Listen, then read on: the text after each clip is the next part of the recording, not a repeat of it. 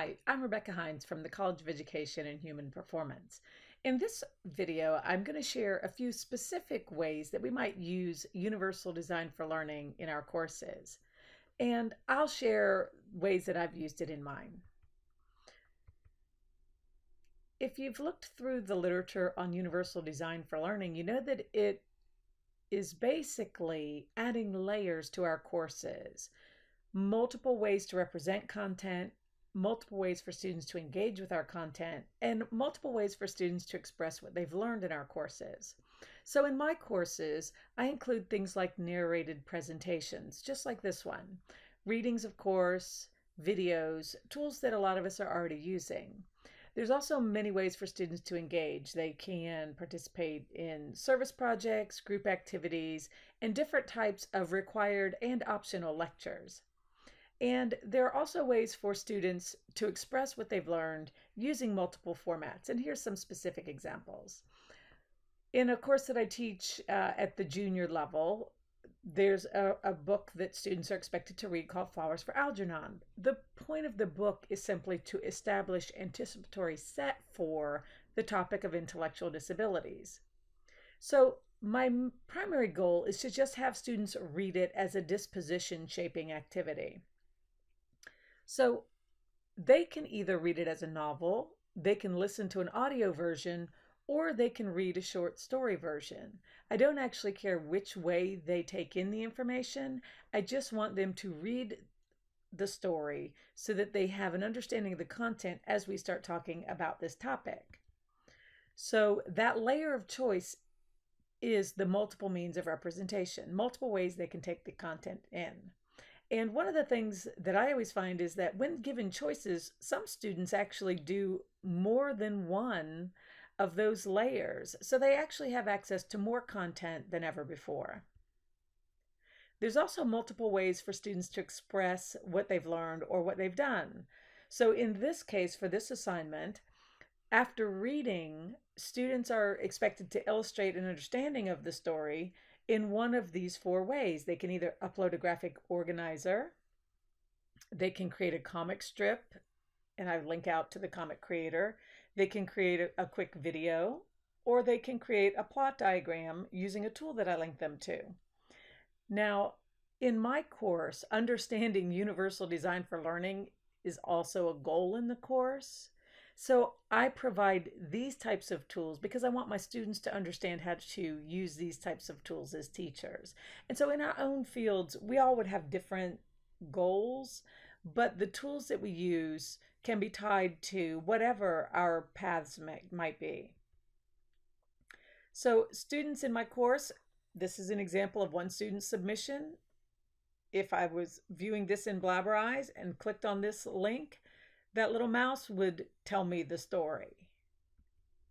Another student for the same activity turned in a comic strip, and she didn't use the tool that I provided. She found actually another tool and created a much more sophisticated comic than I even required for the course. Yet another student created a visual using the tool that I linked them to. And I even accept things like hand-drawn images because I feel certain that this student actually did that work. So if my goal is having students complete the assignment and showing me that they did the reading, there's multiple ways they can share that. And ultimately, universal design for learning is just about adding these kinds of layers and options for students. If you're looking for an easy way to get started in your teaching in web courses, consider using the tools that are built in. UDL is very easy to accomplish in our online courses. You may know that you can submit video discussions just as easily as text submissions in web courses. So for my courses, if I've posted a discussion topic, then I give the assignment, I give the criteria, and then I tell them that they can either respond in writing or in an audio video clip. I do set time limits because I don't actually want them just talking extemporaneously for 5 minutes on the topic. And having to sort through the content and decide what is the most critical content um, is actually a great exercise for all of them. So this is how I post it. I do usually post a little video description or discussion so they also understand.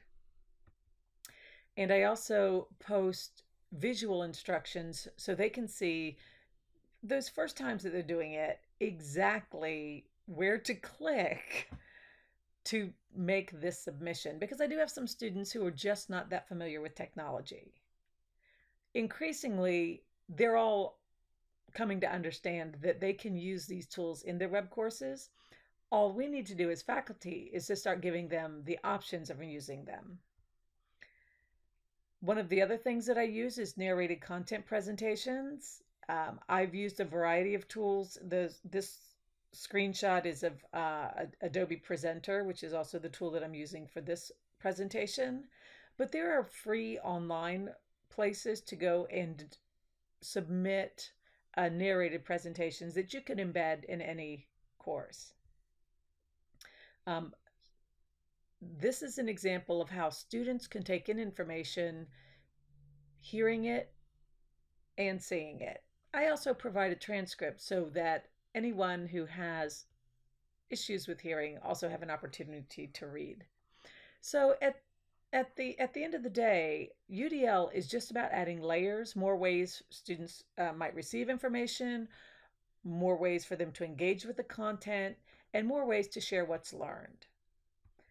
There is one other layer that's really helpful when we're using UDL principles, and that is to make sure that we use checklists, because some learners just aren't great at organizing information or understanding the sequencing for different types of projects.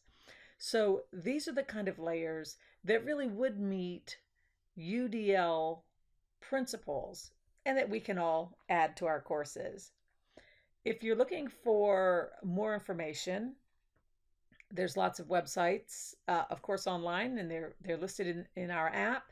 And you could go to our You Do It UCF website to find out whether or not you're creating courses that are universally designed.